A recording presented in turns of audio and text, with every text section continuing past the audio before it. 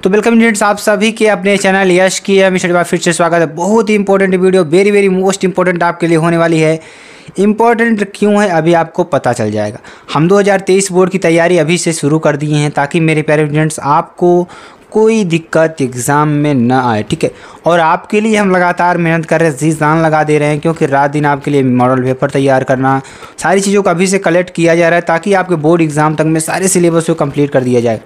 आपका physics 12 chapter तक पढ़ा दिया गया, अब उसकी रिवीजन जो भी इंपॉर्टेंट क्वेश्चन है सारे क्वेश्चंस को पढ़ाए जा रहे हैं। आपसे एक रिक्वेस्ट है, आप लोग अगर चैनल पर नए जुड़े हैं, चैनल को तुरंत सब्सक्राइब करेंगे, लाइक करेंगे, कमेंट और शेयर करेंगे। और हमने जो पहला चैप्टर आपको पढ़ाया है उसको आप लोग ज़रूर से ज़रूर पढ़िए, ठीक।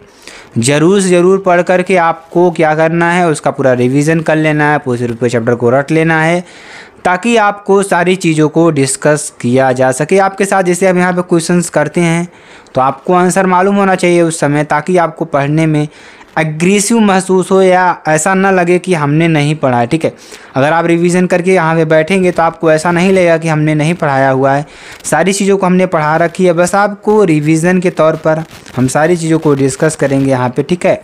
तो मेरे प्यारे स्टूडेंट्स आपके लिए देखिए पहला प्रश्न क्या है, ठीक है। ये कक्षा 12 विषय भौतिक विज्ञान फर्स्ट चैप्टर का है। चैप्टर फर्स्ट यहाँ पे डाल देते हैं हम ताकि आपको कोई दिक्कत ना हो, ठीक है। ये चैप्टर फर्स्ट है आपका। अब इस चैप्टर फर्स्ट में अगर आप देखेंगे तो मोस्ट इंपॉर्टेंट आंकिक प्रश्न से वह अति लघुत्तरी प्रश्न की है, ठीक है। तो इसमें जो आंकिक प्रश्न होंगे वो इंपॉर्टेंट और जो अति लघुत्तरी प्रश्न होंगे सारे प्रश्नों को डिस्कस किया जाएगा, ठीक है।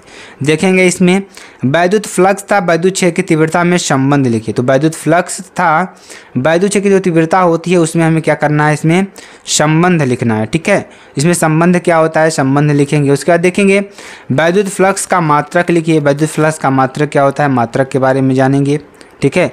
आखिर जो वैद्युत फ्लक्स है इसका मात्रक क्या होता है, ठीक है। तो इसको भी जानेंगे, बहुत ही इंपॉर्टेंट ये भी है, ठीक है। तो चलिए जानते, अगर आप सभी लोग जानते होंगे तो कमेंट्स में बता दीजिएगा इसका आंसर क्या होगा। तो यहाँ पे अगर देखते हैं तो वैद्युत फ्लक्स का जो मात्रक होता है फाई बराबर क्या होता है, vector E dot vector A, ठीक है। क्या होगा, vector E dot vector A, ठीक है। तो वेक्टर ई का मान देखिए 2i cap plus 3j cap minus 4k cap. ये आपका क्वेश्चन उसमें दिया होगा कि अगर आपका वेक्टर ई बराबर कितना दिया है 2i कैप, ठीक है, प्लस 3j कैप और माइनस 4k कैप, ठीक है। और आपका a बराबर कितना दिया है, माइनस 4k कैप दिया है, ठीक है। तो इसका जो है क्या कहते हैं, वैद्युत फ्लक्स क्या निकलेगा, ठीक है। तो चलिए निकाल कर दिखाते हैं, आपको अच्छी तरीके से हम बताने का प्रयास करेंगे, ठीक है।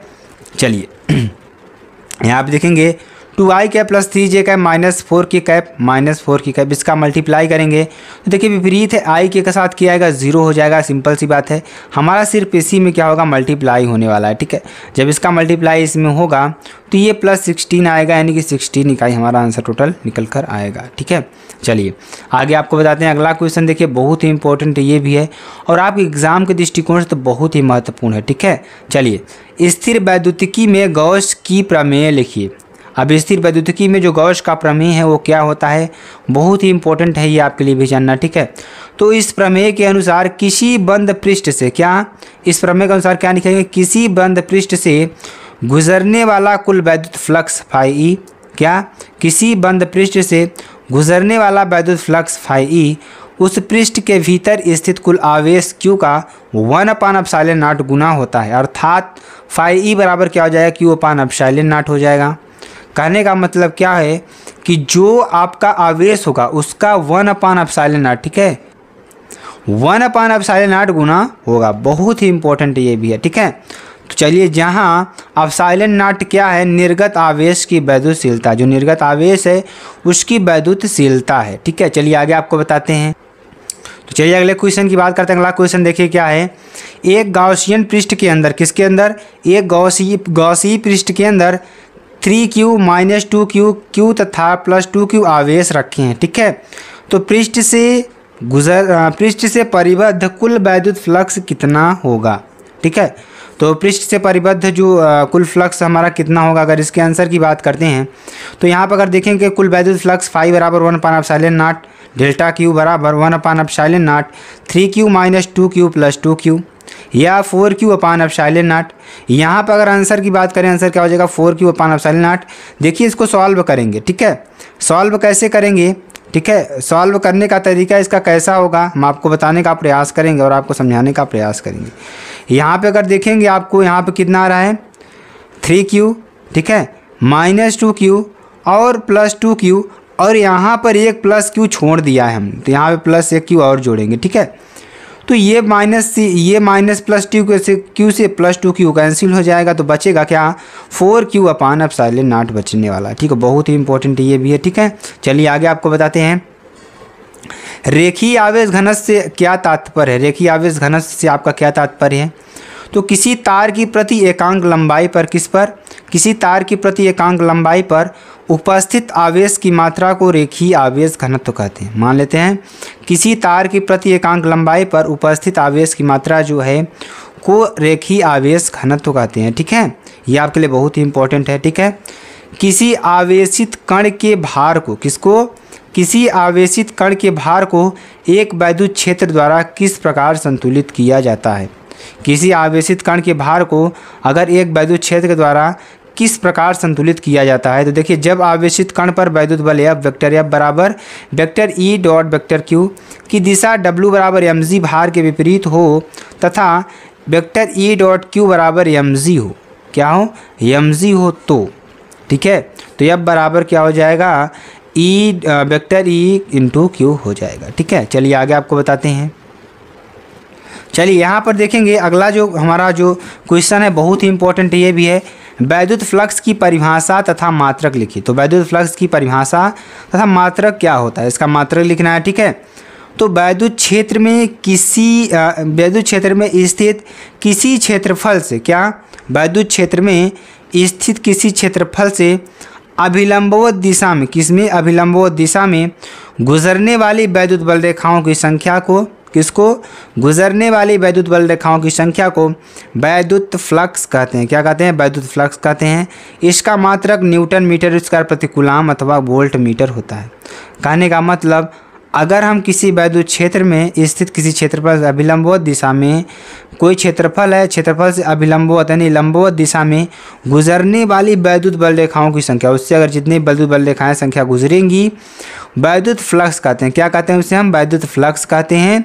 इसका मात्रक क्या होता है, न्यूटन मीटर स्क्वायर प्रति कूलाम होता है अथवा वोल्ट मीटर होता है। क्या होता है, वोल्ट मीटर होता है। Very very most important question आपके एग्जाम के दृष्टिकोण से है, ठीक है। और ये क्वेश्चन तो बहुत ही इंपॉर्टेंट है, ठीक है। चलिए आगे आपको बताते हैं। समान धन और ऋण पृष्ठ आवेश घनत्व वाली दो प्लेटों के बीच वैद्युत क्षेत्र का सूत्र लिखिए। क्या लिखना है, वैद्युत क्षेत्र का सूत्र लिखना है, जो कि बहुत ही इंपॉर्टेंट प्रश्न ये भी है।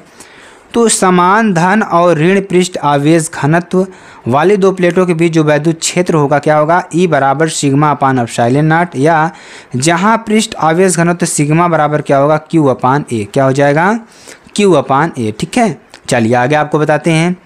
दो बिंदु आवेशों के मध्य लगने वाले आकर्षण अथवा प्रतिकर्षण बल के लिए कूलाम नियम वेक्टर स्वरूप में लिखिए, ठीक है।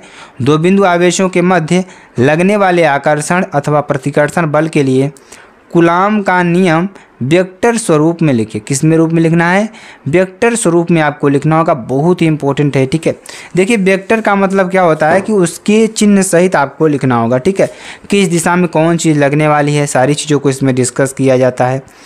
तो यहाँ पर अगर देखेंगे तो दो बिंदु आवेशों के मध्य वैद्युत बल वेक्टर F बराबर क्या हो जाएगा 1/4πε0 K into Q1 Q2/R square into R की पावर कैप, ठीक है। चलिए आगे आपको बताते हैं। जहां Q1 और Q2 परस्पर R दूरी पर स्थित दो वैद्युत आवेश हैं। जो Q1 और Q2 है मेरे प्यारे स्टूडेंट्स, वहाँ क्या है, अगर यहाँ देखेंगे Q1 और Q2 क्या है, बहुत ही इंपॉर्टेंट है ये भी जानना। परस्पर R दूरी पर, ये दोनों कहाँ पर स्थित, R दूरी पर स्थित दो बिंदु वैद्युत आवेश हैं। क्या है, हमारे दो वैद्युत आवेश हैं। F क्या है, उनके बीच वैद्युत बल है। F क्या है हमारा, अगर देखेंगे तो उनके बीच क्या है, वैद्युत बल है।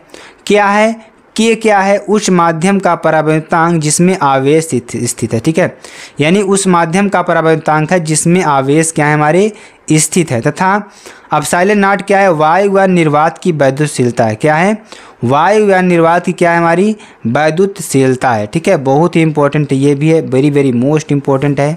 ठीक है, अब देखेंगे बहुत ही इंपॉर्टेंट न्यूमेरिकल कर लें, डेरिवेशन कर लें, आपके लिए बहुत ही इंपॉर्टेंट ये भी है। ठीक है, आवेश पृष्ठ घनत्व से आप क्या समझते हैं। ठीक है, आवेश पृष्ठ घनत्व से आप क्या समझते हैं, इसके बारे में आपको संपूर्ण जानकारी देनी है। तो पृष्ठ के एकांक क्षेत्रफल पर, मान लीजिए कोई पृष्ठ है, पृष्ठ के एकांक क्षेत्रफल पर उपस्थित आवेश के परिमाण को, क्या उपस्थित आवेश के परिमाण को आवेश का पृष्ठ घनत्व कहते हैं। क्या कहते हैं, आवेश का पृष्ठ घनत्व कहते हैं। यानी कोई हमारा पृष्ठ के एकांक क्षेत्रफल पर उपस्थित जितने भी आवेश होंगे उस आवेश की परिमाण को आवेश का पृष्ठ घनत्व कहते हैं। इसे सिग्मा से प्रदर्शित करते हैं। किससे, सिग्मा से प्रदर्शित करते हैं। ठीक है, और सिग्मा बराबर क्या हो जाएगा, Q/A। ये फार्मूला आपका निकल कर आएगा, बहुत ही इंपॉर्टेंट है ये भी। क्या होगा, sigma is equal to Q/A होगा। Q क्या है, आवेश है, और ये क्या है हमारा गोलीय पृष्ठ का क्षेत्रफल होगा। तभी देखेंगे एक चीज़ और इसमें देखेंगे, देखने वाली बात क्या है, इसका क्षेत्रफल कितना होगा। आप लोग सभी लोग जानते होंगे जो गोले का क्षेत्रफल होता है, अगर त्रिज्या हम R मान लें तो इसका क्षेत्रफल निकल कर आएगा 4 पाई कैपिटल R का स्क्वायर निकल कर आएगा।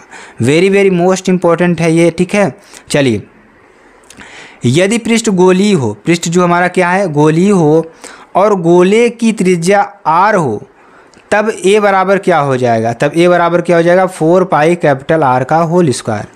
ठीक है, और बहुत ही इंपॉर्टेंट ये भी है।